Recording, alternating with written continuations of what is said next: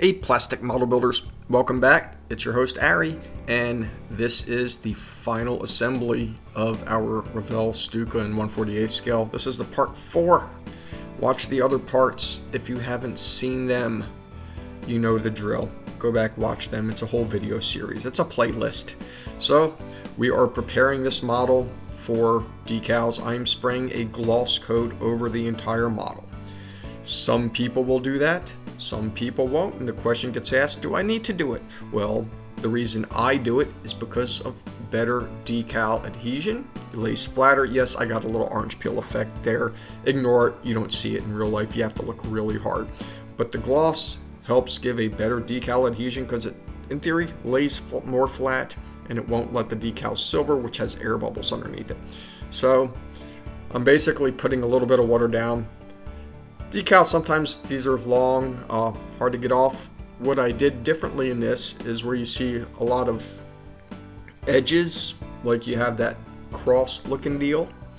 I basically cut all the clear off around that so you don't see that. And you can see that here, that it's non-existent around the edges of the black, except for in the one corner where it meets up with the T6. Got all sorts of decals for this model. Not a lot of them. Fairly easy to put them on. These are the liquid coolers right here. The small print is actually very easy to read, so that's a plus for this model. Make those decals look pretty, please. Model making madness. You know how it is. I've got some micro sol that I'm using to make sure the decal conforms properly on here. And you see right here with this cross, because it's an individual cross, I am just cutting out the clear edges around it. That way you don't even attempt to see that. It's less risk of silvering, and it looks actually really good when it's done. You know, we spend a lot of time filling, sanding, making the paint look right. Why not take a little extra time and make the decals look good too? Not that I care so much about models all the time, but this one I gave a little bit more of a give a darn. More micro sol, micro set. I put on the micro set first, that way it kind of gives the decal something to move against, and then it'll kind of set into the plane. Then the micro sol really makes it bond. There are the A's. I even cut out the middle of those, that way it was just nothing but decal that you could see all blue. Here's the red little things. I don't know what those are. Somebody please tell me, because I didn't research this plane. Landing gear and the wheels. See inside of there. Small decals. Hard to see once they're on the plane because it's red color against green. And as you can see there, I can't even tell where some of these are actually, even when I just pull up the plane to look at it. But I assume in real life you would see these decals. There's that tail. By the way, this is a long video. It's like 14 minutes long. It's not just me putting on decals. We're also going to weather this aircraft. Good stuff. I like it. That's right there, that the stabilizers. Actually, not the stabilizers. I can't remember what the thing is called. But it's the rod for the stabilizer. And we've got this that goes on the side of the plane, one on each side. As I said, each side, there's the other side. Yes, you see that position right there. Yes, I'm using my fingers. I'm told you're not supposed to do that. But you know, sometimes it works, and as other modelers do things because, well, it works, so I'll do it.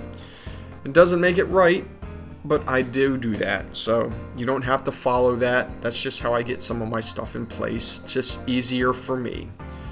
I just try to wipe away the fingerprints afterwards. So do that. Got 3 of these little things right here where the cockpit goes.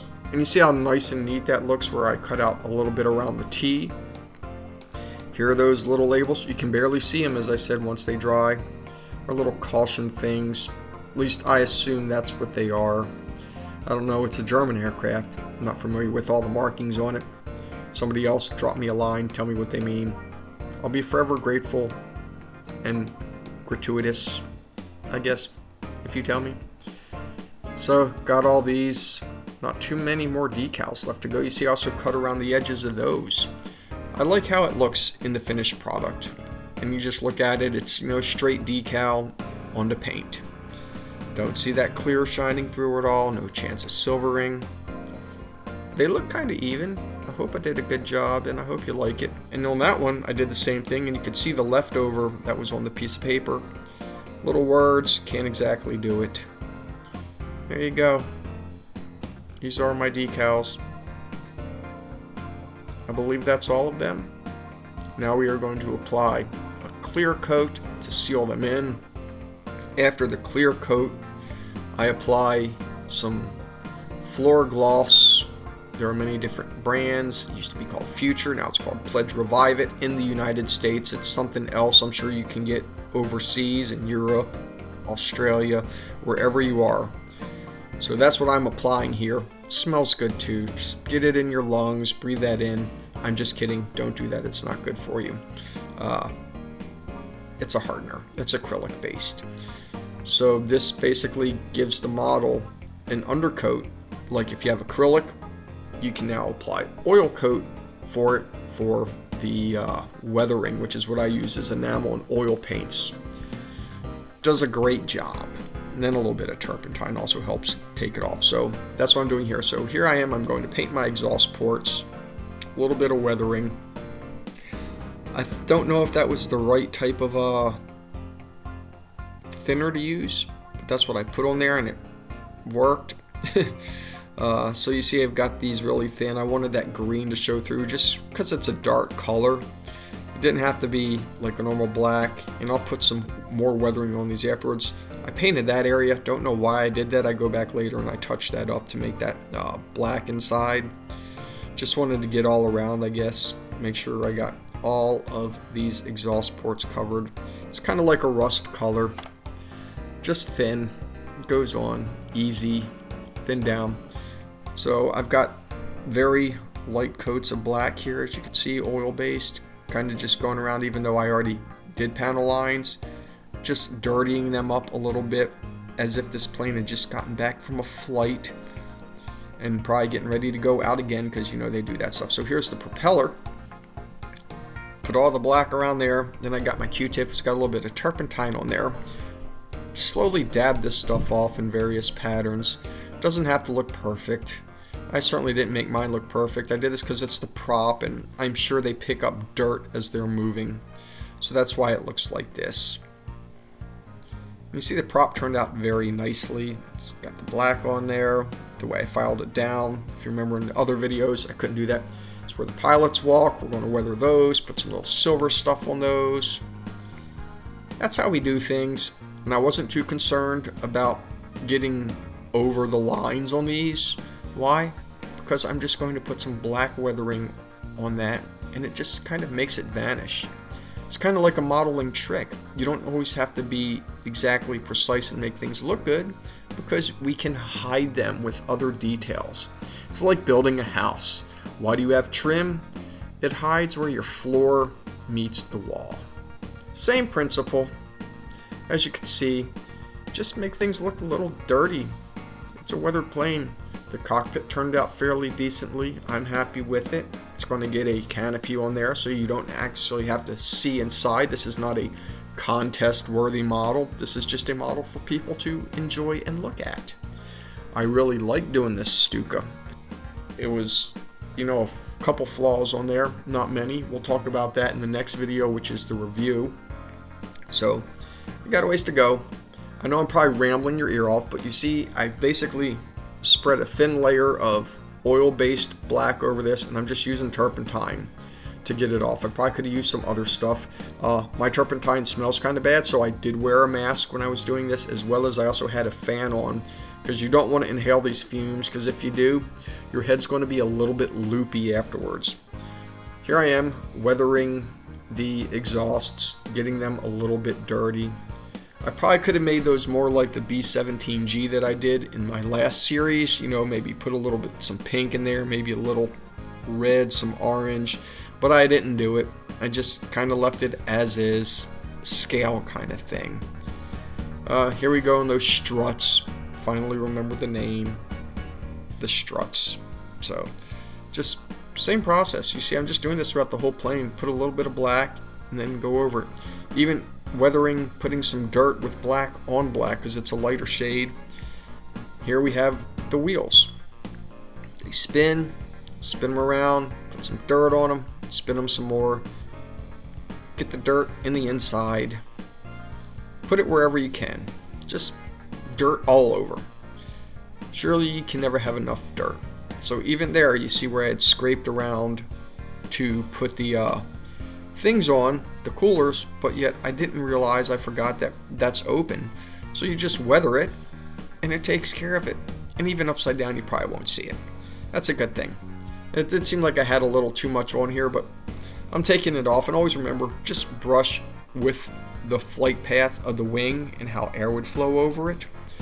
Same thing here, you can kind of hide panel lines, getting a little bit in the grooves. Watch out for the mass aileron balances there. They might come off if you hit them. Q-tips got stuck on that quite a bit. This plane is looking really good. We're almost done here. So I'm glad you've stuck with me this long. Going to weather the inside of the cockpit. Maybe could have done that ahead of time, but I didn't. And I didn't have any trouble getting it dirty just like this. It's dirt. It's easy to do. See, looks good once it's done. Go around the edges here, gives those controls a worn look.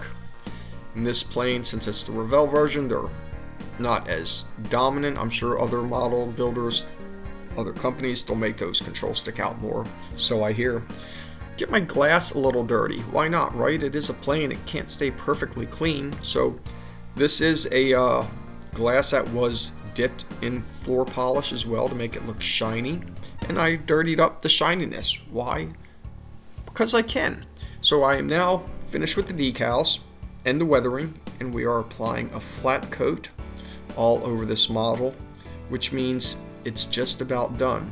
And you'll see coat after coat, the sheen on this gets more and more flat, which was my goal.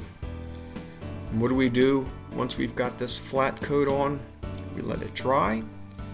And then we will put on our canopy, and we will call this model completed. And look at that. I think it's looking rather stupendous now. This is it. This is the Stuka. We are now going to put on our landing light glass.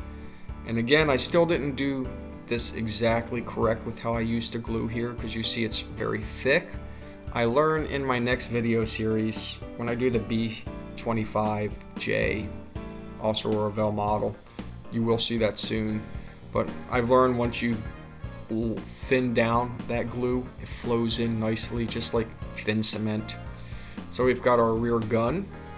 We need to attach that ever so slightly and lightly there. Goes right there in the middle. You can see how I split the barrels.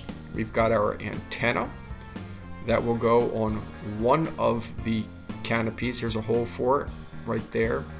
Just make sure it's trimmed good. Stick this on top. Look at that.